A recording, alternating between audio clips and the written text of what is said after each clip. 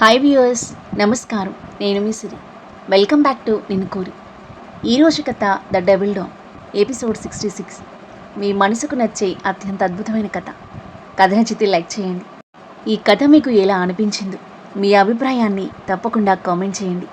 ఇక కథలోకి వెళ్తే, నేను నీ ఎక్స్ గర్ల్ ఫ్రెండ్ ఇషాలా ఉన్నందుకు నువ్వు నాతో ఇలా బిహేవ్ చేస్తున్నావా? నువ్వు నన్ను లవ్ చేస్తున్నావా, హేట్ చేస్తున్నావా? ఇషా ఏమైంది? అసలు నువ్వు నన్ను ఏం చేయాలనుకుంటున్నావు? ప్రశ్నల వర్షం కురిపించింది ఆరుహి. ఆమె ఇప్పుడు ఎలా ఫీల్ అవుతుందో అర్థం చేసుకోగలడు రణధీర్. తన గతం గురించి ఆరుహితో షేర్ చేసుకోవాలని తను నిన్ననే అనుకున్నాడు. ఈలోపే ఆరుహి తొందరపడింది. రణధీర్ చిన్నగా నిట్టూర్చి, రిలాక్స్, ముందులా కూర్చో అని ఆమె భుజాలు పట్టుకుని బెడ్పై కూర్చోబెట్టాడు. ముందు ఒక కాఫీ తాగు, మైండ్ రిఫ్రెష్ అవుతుంది అని అంటూ కిచెన్కి కాల్ చేసి 2 కాఫీ తీసుకురమ్మని చెప్పాడు. కాసేపటికి పూర్ణ కాఫీలు ఇచ్చి వెళ్ళగా ఇద్దరూ తాగేశారు. ఇప్పుడు చెప్పు అని అంటూ రణధీర్ ఏం చెప్తాడా అని ఉత్కంఠగా చూస్తుంది ఆరుహి. రణధీర్ డీప్ బ్రీత్ తీసుకుని, Isha my first love, first girl friend. తను అచ్చం నీలాగే ఉండేది. బెంగళూరులో ఒక పార్టీలో మీట్ అయ్యాను. తను ఉండేది ముంబైలో. నా బిజినెస్ ముంబైలో కూడా ఉంది. ముంబైలో ఉన్నప్పుడు నాతో ఫ్రెండ్షిప్ చేసి ప్రేమ పేరుతో నాకు దగ్గరే. ఆ తర్వాత నమ్మక ద్రోహం చేసింది. ఆరుహి షాకింగ్గా వింటుంది. విల్సన్ అనే ఒక అండర్ వరల్డ్ మాఫియా ఆదేశాలను ఫాలో అవుతూ నాతో క్లోజ్గా ఉంది. నన్ను నమ్మించి నా కళ్ళు గప్పి నా స్ట్రిప్స్ని యూజ్ చేసుకుని వాళ్ళ ఇల్లీగల్ గూడ్స్ని స్మగ్లింగ్ చేశారు. నన్ను డ్రగ్స్ అక్రమ రవాణాలు ఇరికించారు. అరెస్ట్ అయ్యాను. బెయిల్ తీసుకుని వాళ్ళకు బుద్ధి చెప్పాలని విల్సన్ ఇంటికి వెళ్ళిన నాకు మరో పెద్ద షాక్ తగిలింది. ఇషా ఆ విల్సన్తో ఒకే బెడ్ మీద ఉంది. బగబగ మండిపోతూ చెప్పాడు రణధీర్. ఆరుహి షాక్తో కళ్ళు పెద్దవి చేసింది. గతమంతా రీల్లా అతని కళ్ళ ముందు కదలాడుతుంటే రణధీర్ గుండె అగ్నిశిఖలా మండిపోతుంది. ముక్కు పుటాలు అదురుతున్నాయి. కళ్ళు రక్తంలా ఎర్రబడ్డాయి. ఇషా నన్ను ప్రేమించలేదు. ప్రేమించినట్టు నటించి వాళ్ళ ఇల్లీగల్ యాక్టివిటీస్ కోసం నన్ను వాడుకున్నారని తెలిసి నా హార్ట్ బ్రేక్ అయింది. నా లైఫ్లో బిగ్గెస్ట్ బిట్రేల్ అది. దాన్ని నిజమైన ప్రేమ అనుకొని నేను ట్రూగా హార్ట్ఫుల్గా ప్రేమించాను. And it was my first love. కానీ అది నా హార్ట్తో ఫీలింగ్స్తో ఆడుకుంది. చంపేయాలనేంత కోపం వచ్చింది. చంపేద్దాం అనుకున్నాను, కానీ చంపలేకపోయాను. ప్రేమించాను కదా. రణధీర్ చెప్తుంటే ఆరుహి మనసంతా బాధగా మారిపోయింది. కళ్ళ నుండి కన్నీళ్లు వర్షిస్తున్నాయి. దాన్ని చంపలేకపోవడమే నేను చావుదాకా వెళ్ళే పరిస్థితిని తీసుకొచ్చింది. నేను దాన్ని చంపలేకపోయాను, కానీ అది ఆ విల్సన్ గాడి కోసం నా ప్రాణాలు తీయడానికి కూడా వెనకాలేదు. దాన్ని అడ్డు పెట్టుకొని వాడు నన్ను షూట్ చేశాడు. వాళ్ళిద్దరూ తప్పించుకున్నారు. దాన్ని నమ్మడం వల్ల ఫిజికల్గా, మెంటల్గా, ఎమోషనల్గా బ్రేక్ అయ్యాను. డ్రగ్స్ అండ్ వెపన్స్ స్మగ్లింగ్ చేస్తున్నాను అనే అలిగేషన్స్ వల్ల కష్టపడి సంపాదించుకున్న పేరు ప్రతిష్టలు పోయాయి. బిజినెస్ చాలా లాస్ అయింది. వాటన్నింటి నుండి కోలుకోవడానికి చాలా టైం పట్టింది నాకు. ఆరుహి కన్నీళ్లతో బాధగా చూస్తుంది అతని వైపు. రణధీర్ లైఫ్లో ఇలాంటి ట్రాజిక్ పాస్ట్ ఉందని ఆరుహి అస్సలు ఎక్స్పెక్ట్ చేయలేదు. రణధీర్ కఠినమైన బిహేవియర్కి కారణం ఇప్పుడు అర్థమవుతుంది తనకి. నీలాంటి వాడిని ఎవరు ప్రేమించరు. ప్రేమించినా ఎక్కువ రోజులు ఉండరు, వదిలేసి వెళ్ళిపోతారు. ఒకప్పుడు తను అతన్ని అన్న మాటలు ఆరుహి చెవుల్లో మార్మోగాయి. ఆ రోజు అతను ఎందుకంత సీరియస్ అయ్యాడు ఇప్పుడు అర్థమవుతుంది తనకి. నాకు ఆ పరిస్థితి తీసుకొచ్చిన ఆ వేస్ట్ ఫెలోస్ని పట్టుకోవడానికి చాలా ట్రై చేశాను, కానీ వాళ్ళు అండర్ గ్రౌండ్కి వెళ్ళడం వల్ల వాళ్ళ ఆచూకీ దొరకడం టఫ్గా మారింది. అంతా విన్న ఆరుహి బాధగా నిట్టూరుస్తుంది. అంటే నీకు నా మీద కోపం కాదు, అచ్చం ఈషా మొహంలో ఉన్న నా మొహం మీద కోపం, అంతేగా అని అంది. అవును అన్నట్టుగా తలూపాడు రణధీర్. ఆరుహికి కాస్త రిలీఫ్గా అనిపించింది. మళ్ళీ అంతలోని ఆమె మైండ్లో ఏదో సందేహం మెదిలింది. అంటే నేను ఈషాలా ఉన్నాను కాబట్టి నా ద్వారా ఆ విల్సన్ని పట్టుకోవాలనుకుంటున్నావా అని అడిగింది. రణధీర్ చిన్నగా నవ్వి, యు ఆర్ వెరీ స్మార్ట్ అని అన్నాడు. పని పూర్తయ్యాక నువ్వు నన్ను వదిలేస్తావు కదా? మొహం వేలాడేసుకుని అడిగింది. ఆ ప్రశ్నకి నవ్వొచ్చింది రణధీర్కి. నవ్వుని కంట్రోల్ చేసుకుంటూ, it's 1 year contract. After that if you want I can extend that అని అన్నాడు. అతని సమాధానానికి బిత్తరపోయి చూసింది ఆరుహి. రణధీర్ నవ్వుతూ ఆమెను దగ్గరికి లాక్కుని ఆమె మొహాన్ని 2 చేతులతో పట్టుకుని తన పెదవులను ముద్దు పెట్టుకున్నాడు. ఆరుహి కళ్ళలో కన్నీళ్లు చేరాయి. ఆమె కళ్ళలో ఎన్నో భావాలు. రణధీర్, నువ్వు నన్ను వాడుకుంటున్నావా అని అడిగింది బేలగా. రణధీర్ కనుబొమ్మలు పైకెత్తి, నువ్వు నా గర్ల్ ఫ్రెండ్వి, నేను నిన్ను వాడుకోవచ్చు, అండర్స్టాండ్ అని అన్నాడు. గర్ల్ ఫ్రెండ్ అంటే నన్ను నీ గర్ల్ ఫ్రెండ్గా భావిస్తున్నావా సూటిగా అడిగింది. రణధీర్ ఆమె నుదుటిపై ముద్దు పెట్టి, do you have any doubts అని అడిగాడు. ఆరుహి పెదవులు విచ్చుకున్నాయి. తలడ్డంగా ఊపింది. అతని ప్రేమ అబద్ధం కానందుకు ఆమె మనసుకి ఎంతో రిలీఫ్గా అనిపించింది. రణధీర్, ఇంకొక డౌట్. ఏంటి? ఇషా అంటే నీకు హేట్ కదా, మరి ఇషాలో ఉన్న నాపైన ఎలా ప్రేమ కలిగింది అని అడిగింది. రణధీర్ చిన్నగా నవ్వి, నేను ఫస్ట్ టైం చూసినప్పుడు షాక్ అయ్యాను. ఇషాలా ఉన్నందుకు నీ మీద ఫస్ట్ లుక్లోనే ద్వేషం ఏర్పడింది. దానిపై ఉన్న కోపాన్ని నీ మీద చూపించాను. నువ్వు నన్ను రిజెక్ట్ చేసినప్పుడు ఆ రిజెక్షన్ తీసుకోలేకపోయాను. ఇంకా పిచ్చి కోపం వచ్చింది. ఎట్ ద సేమ్ టైం దానిలాగా నువ్వు మనీకి లొంగకుండా నన్ను ఎదిరించి ఫైట్ చేయడం నాకు నచ్చింది. నీ అమాయకత్వం, క్యారెక్టర్, స్వచ్ఛమైన మనసు నేను నా మనసుకి దగ్గరగా చేశాయి. నీకు అట్రాక్ట్ అవుతున్నందుకు నీ మీద, నా మీద నాకే కోపం వచ్చేది. నీకు ఎంత దూరంగా ఉండాలనుకున్నా అంత దగ్గరగా రావాలనిపించేది. పిచ్చి పట్టినట్టుగా ఉండేది. నాతో నేనే ఒక యుద్ధం చేశాను. రణధీర్ చెప్తుంటే విస్మయంగా వింటుంది ఆరుహి. చివరికి నా మనసు నా కంట్రోల్లో లేకుండా పోయింది. అది ఇష్టమో, వ్యామోహమో, ప్రేమను ఏదో నాకప్పుడు తెలియదు, కానీ నువ్వు నా సొంతమనే ఫీలింగ్ నా హార్ట్లో స్ట్రాంగ్గా స్థిరపడిపోయింది. నేను ఎట్టి పరిస్థితులను వదులుకోకూడదు అనుకున్నాను. అదే టైంలో ఆ సిద్ధాంత్ని వెంటపడడంతో నువ్వు ఎక్కడ వాడికి దగ్గరవుతావేమో అని నేను ఎలాగైనా వెంటనే సొంతం చేసుకోవాలి అనుకున్నాను. Everything is fair in love and war, అందుకే కాంట్రాక్ట్తో నీ ముందుకొచ్చాను అని చెప్పాడు. ఆరుహి వండరింగ్గా అలాగే చూస్తుండిపోయింది. అతని గతం, తనతో అతని రూడ్ బిహేవియర్ వెనకాల ఉన్న కారణం తెలిసాక ఇన్నాళ్ళు తన మనసుని తొలిచేస్తున్న భయాందోళనలు, సందేహాలు తొలగిపోయి మనసు ప్రశాంతంగా మారింది. అతనిపై ప్రేమ మరింతగా పెరిగిపోయింది. రణధీర్ ఆరుహి చెంప మీద చేయి వేసి కళ్ళలోకి ప్రేమగా చూస్తూ, I love you and I mean it అని అన్నాడు. ఎమోషనల్గా నవ్వుతూ తలాడించింది ఆరుహి. రణధీర్ ఆమెను భావోద్వేగంతో చూస్తూ ఆమె పెదవులపై గాఢంగా పెదవులు వద్ది గట్టిగా కళ్ళు మూసుకొని కొన్ని క్షణాలు అలాగే ఉండిపోయాడు.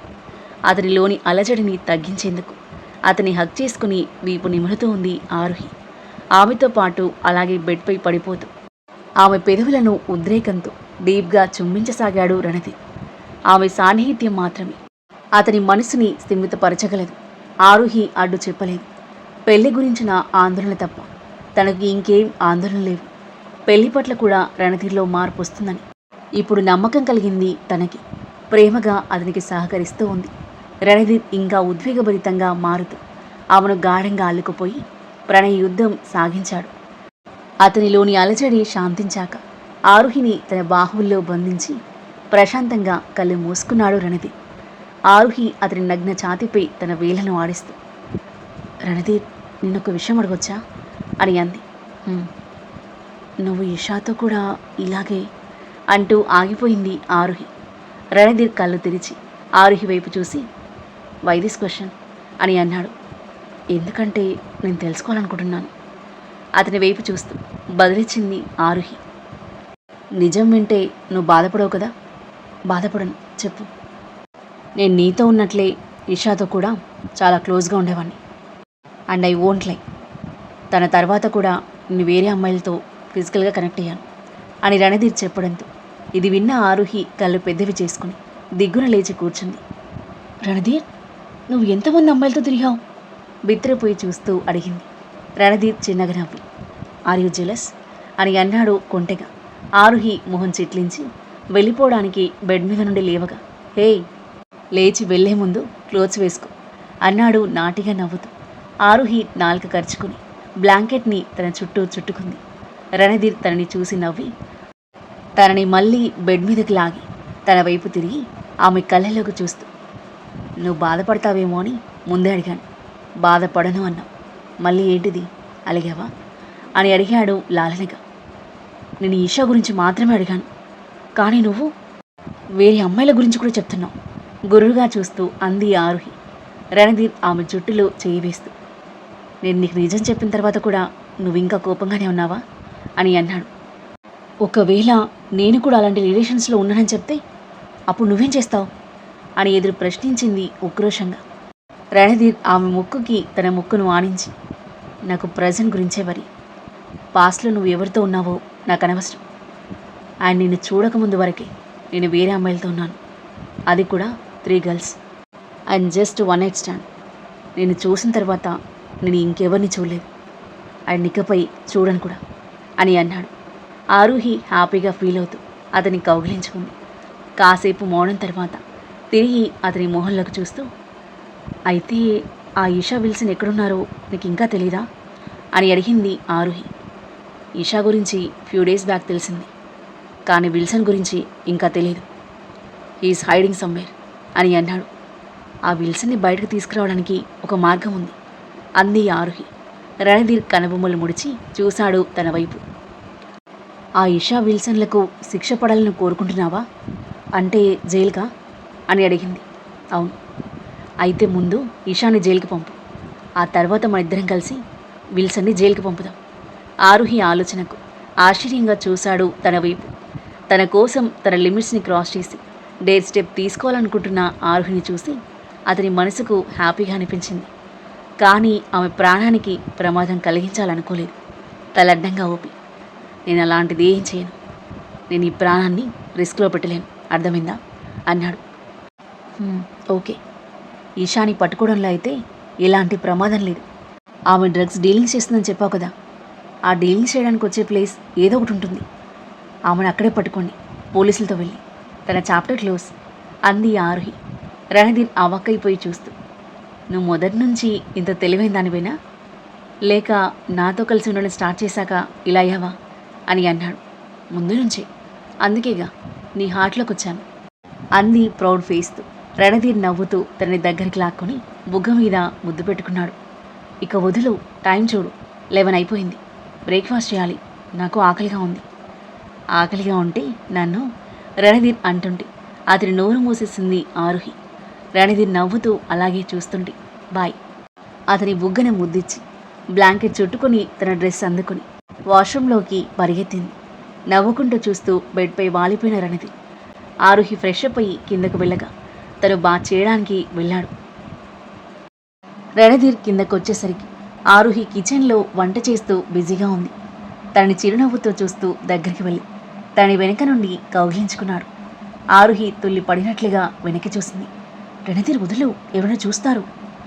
ఐ డోంట్ కేర్ అని అంటూ ఆమె భుజంపై గడ్డ మానించి, ఏం చేస్తున్నావు అని అడిగాడు. నా చేతి వంట టేస్ట్ చేయాలని నిన్ను నువ్వు ఆశగా అడిగాం, కానీ నేను నిన్ను డిసప్పాయింట్ చేశాను. అందుకే ఈరోజు నా చేతితో చేసి నేనే తినిపిస్తాను. నీకు ఇష్టమైన prawns biryani, mutton curry, fish fry చేస్తున్నా అని అంది. వావ్, నువ్వు చెప్తుంటేనే నోరు ఊరిపోతుంది.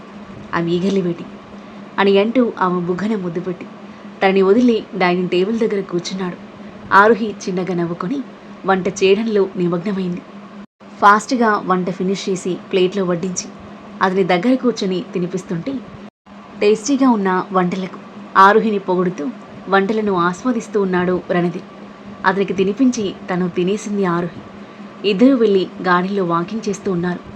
రణధీర్ మైండ్ అంతా నిన్న ఈరోజు జరిగిన సంఘటనలు మెదులుతున్నాయి. నిన్న పెళ్లి గురించి ఆరుహి ఎమోషనల్గా మాట్లాడిన మాటలు అతని చెవుల్లో గింగరాలు తిరుగుతున్నాయి. లైఫ్ లాంగ్ ఒంటరిగా ఆయన ఉండిపోతాను, కానీ ఇతరులతో చెప్పుకొని ఇల్లీగల్ రిలేషన్లో ఉండలేను. నా శరీరం మనసు నీకే సొంతం. మనకి పెళ్లి కాకపోయినా నా దృష్టిలో నువ్వే నా భర్తవి. ఆరుహి అన్న ఆ మాటలన్నీ గుర్తు చేసుకుంటూ ఆమె వైపే ప్రేమ నిండిన కళ్ళతో చూస్తున్నాడు రణధీర్. అతని చూపులను గమనించి ఏమైంది అన్నట్టుగా కళ్ళెగరేసింది ఆరుహి. అలాగే చూస్తున్న రణధీర్ ఏదో నిర్ణయం తీసుకున్నవాడిలా భావోద్వేగంతో హ్యాపీగా నవ్వి, ఐ విల్ బి బ్యాక్ అని చెప్పి తనని వదిలి వేగంగా కారు పార్కింగ్ వైపు వెళ్ళసాగాడు. రణధీర్, ఎక్కడికి? 1 అవర్లో వచ్చేస్తాను అని అంటూ కారులో కూర్చొని వేగంగా బయటికి దూసుకెళ్ళాడు. ఏమైంది ఈయనకి? విచిత్రంగా చూస్తుండిపోయింది ఆరుహి. ఆ తర్వాత ఏం జరగబోతుంది? రణధీర్ ఎక్కడికి వెళ్తున్నాడు? అతను తీసుకున్న నిర్ణయం ఏంటి? ఆరుహితో పెళ్లికి ఓకే చెప్తాడా? ఆరుహి ఎలా రియాక్ట్ అవుతుంది? వీళ్ళిద్దరి ప్రేమ విషయం తెలిసి రియాన్ ఎలా రియాక్ట్ అవుతాడు? నిధి రియాన్ల మధ్య, సాక్షి ఆకాష్ల మధ్య ఎలాంటి సన్నివేశాలు చోటు చేసుకోబోతున్నాయి? ఈ కథ ఏ మలుపు తీసుకోబోతుంది? అద్భుతమైన కథనంతో ఊహకందని మలుపులతో ఎంతో ఆసక్తికరంగా సాగి ఈ కథ యొక్క నెక్స్ట్ ఎపిసోడ్ కోసం మన నెక్స్ట్ వీడియో చూడండి. కథ నచ్చితే లైక్ చేయండి.